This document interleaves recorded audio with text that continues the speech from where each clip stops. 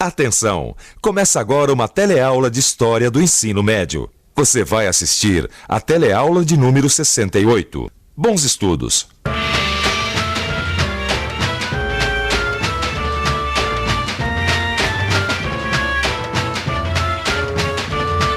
Na teleaula passada, a gente viu que o governo de Jânio Quadros terminou rapidamente com uma renúncia que dividiu a sociedade brasileira. Você deve se lembrar que a solução para o impasse criado pela renúncia foi o parlamentarismo. Na teleaula de hoje, a gente vai ver como funcionou o regime parlamentarista no seu curto tempo de existência. A gente vai ver ainda que a implantação do parlamentarismo e as tentativas de superar a crise política não foram suficientes para impedir a crescente radicalização dos grupos políticos e sociais. E que essa radicalização acabou levando à derrubada do governo de João Goulart em 1964.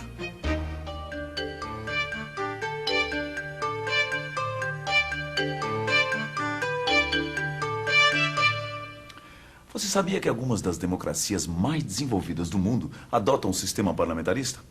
Olha só, aqui na Europa nós temos a Suécia, a Alemanha, a Itália, a Espanha, a Inglaterra e aqui, ó, do outro lado, o Japão. Agora, aqui na América, nós temos o Canadá, que também adota o sistema parlamentarista. E agora que você conhece alguns países que adotam o parlamentarismo, preste atenção para entender como é que esse sistema funciona. O presidencialismo, você sabe como funciona. O poder executivo é exercido pelo presidente. É ele quem toma as principais decisões e iniciativas para governar o país. Já no parlamentarismo, quem tem esse poder é o parlamento ou o congresso. O partido ou a coligação de partidos que tem a maioria no parlamento escolhe entre os parlamentares eleitos o chefe de governo, também chamado de primeiro-ministro. O primeiro-ministro organiza um conselho de ministros ou gabinete ministerial. Juntos, eles governam o país, mas sempre prestando contas ao parlamento, que pode até derrubar o gabinete sem que o primeiro-ministro possa fazer nada. A figura do presidente continua existindo, mas seus poderes são muito reduzidos. Foi isso o que aconteceu com João Goulart. Com a mudança para o parlamentarismo, seus poderes ficaram muito reduzidos. Por isso, os grupos que eram contra ele acabaram aceitando a posse do novo presidente. De todas as maneiras, Jango não iria governar. Pelo menos até a data do plebiscito. Você sabe me explicar a diferença entre eleição e plebiscito? Eleição e plebiscito. Eleição você vota em pessoas. Plebiscito você vota um tema. Plebiscito é uma consulta entre sim e não sobre alguma questão nacional. Eleição você vai eleger alguém, uma pessoa, ou um partido, enfim. Eleição é o exercício do voto. É o momento que você vai à urna para votar. Essa é a eleição, é feita para eleger um presidente. O plebiscito é feito para ocasiões especiais, para momentos como a gente teve, para a escolha entre o parlamentarismo ou não parlamentarismo, um sistema de governo diferente do que a gente usa, que é o presidencialismo. Bom, resumindo, plebiscito é quando uma decisão do governo é submetida a uma decisão popular. Uma mesma emenda constitucional que previu a mudança do sistema do governo do Brasil para parlamentarismo, na época de Jânio Quadros, previa também a realização de um plebiscito, para que o eleitorado pudesse decidir se o sistema parlamentar deveria ser mantido ou se deveríamos voltar ao presidencialismo. O parlamentarismo durou apenas 14 meses. Nesse curto período, o novo sistema de governo teve 3 gabinetes ministeriais diferentes. E a medida mais importante implementada durante o parlamentarismo foi a antecipação da data do plebiscito, marcado para janeiro de 1963. Os setores que tinham defendido a posse de Jango novamente se mobilizaram em uma intensa campanha nacional pelo não ao parlamentarismo. No final, venceu a volta ao presidencialismo por uma esmagadora margem de votos. Quase 9,5 milhões de eleitores disseram não ao parlamentarismo e só cerca de 2 milhões disseram sim. O Brasil voltou então ao sistema presidencialista, ou seja, o presidente da República voltava a ter os poderes que havia perdido. E foi com esses poderes que Jango lançou as primeiras medidas para enfrentar os sérios problemas econômicos e sociais que o Brasil vivia. Na verdade, enquanto durou o parlamentarismo, o governo tinha estado praticamente paralisado. A inflação havia aumentado brutalmente, enquanto a taxa de crescimento econômico tinha caído significativamente. Para atacar de frente esses problemas, o governo lançou o Plano Trienal de Desenvolvimento Econômico e Social. O economista Celso Furtado, que ocupava o cargo de ministro extraordinário do Planejamento, era o autor do plano. Os objetivos eram simples, mas difíceis de conciliar: baixar a inflação e aumentar o crescimento. Para controlar a inflação, o governo queria reduzir os gastos públicos, conter o crédito ao setor privado e renegociar a dívida externa. Mas o fato é que nem o governo norte-americano, nem o FMI e nem os credores internacionais estavam convencidos da viabilidade do plano trienal. Eles prometeram muito dinheiro, mas liberaram só um pouco. E logo, o governo acabou tomando medidas que comprometiam os objetivos do plano. Deu um aumento aos funcionários públicos, que era maior do que o previsto, e relaxou o controle sobre os empréstimos bancários aos empresários. Nem os empresários, nem os sindicatos dos trabalhadores viam com bons olhos o plano trienal. Todos achavam que o país entraria em recessão. Quer dizer, o ritmo das atividades econômicas corria o risco de diminuir. E com isso, haveria uma queda da produção industrial, aumento do desemprego, redução dos salários e queda no consumo. E foi isso mesmo que aconteceu. Em 1963, o crescimento econômico chegou ao nível mais baixo desde o início da Segunda Guerra Mundial. E a inflação continuava crescendo. Outra medida importante foi o compromisso assumido com a realização das chamadas reformas de base. O objetivo dessas reformas era ampliar a participação dos trabalhadores na vida política e cultural, melhorar a distribuição da terra e da renda e eliminar obstáculos ao desenvolvimento econômico do país. Você acha que melhorar a distribuição de renda e de terra é uma coisa que vai contra o capitalismo? Acho que não. Acho que é contra. Você acha que melhorar a distribuição de renda e de terra é uma coisa que vai contra o capitalismo? De jeito nenhum. Acho que vai favoravelmente ao capitalismo, porque o retorno é imediato. Olha, eu acho que pode ir tanto contra quanto a favor, depende do seu ponto de vista. Ô Vicente, você acha que distribuir terras e rendas é contra o capitalismo? Eu não acho, não. Não, eu também não acho. Aliás, eu acho que o que o Jango queria era exatamente o contrário. Era melhorar o desenvolvimento capitalista do Brasil, né? Essas são ideias que eu acho que todo mundo deveria concordar, você não acha? Ah, mas na época do Jango, Gil, ninguém concordava com nada. Olha aqui, ó.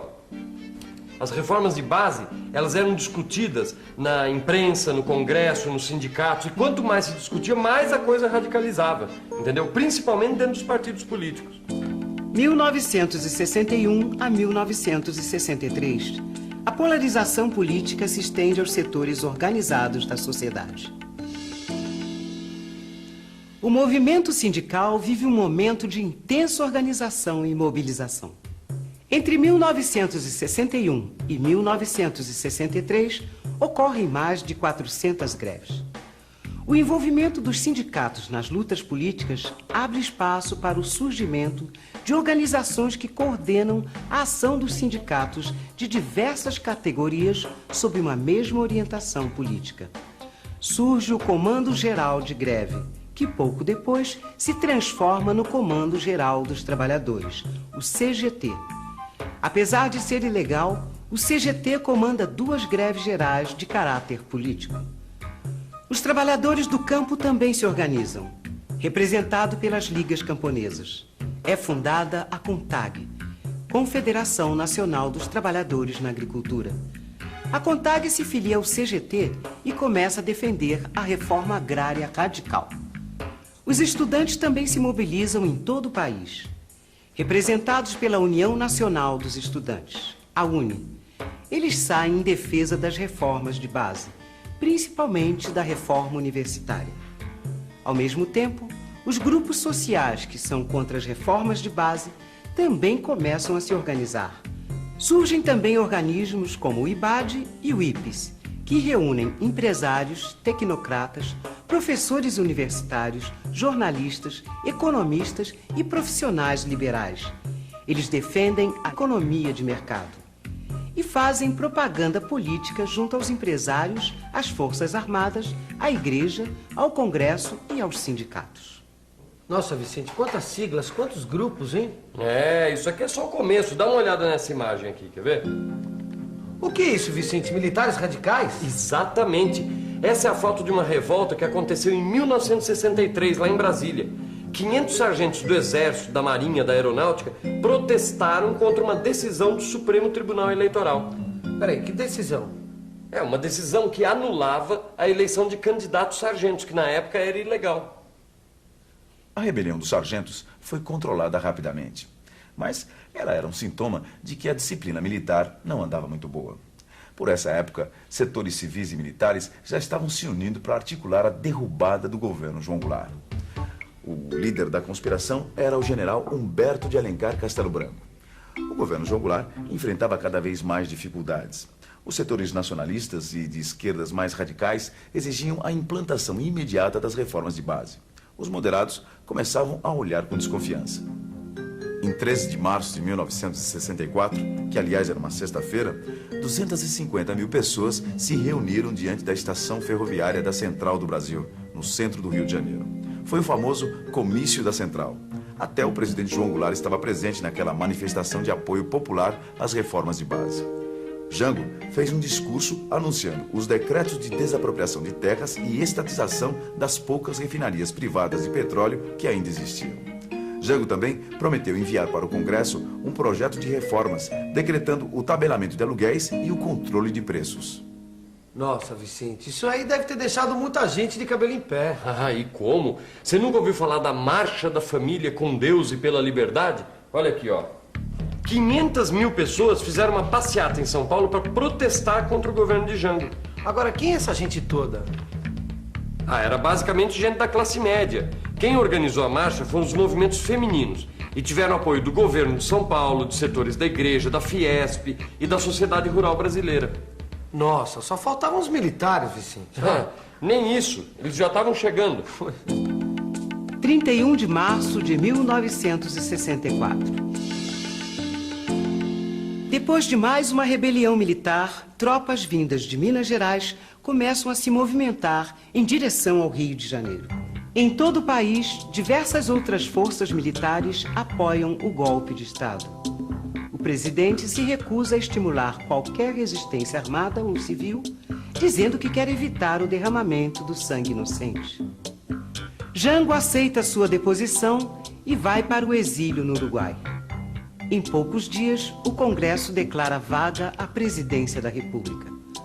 O deputado Ranieri Mazzilli é empossado como novo presidente. E dessa maneira, acaba a experiência democrática brasileira iniciada em 1945. E também acaba por aqui a nossa teleaula de hoje. Por enquanto, você fica com a revisão. E atenção, se liga aí que é hora da revisão.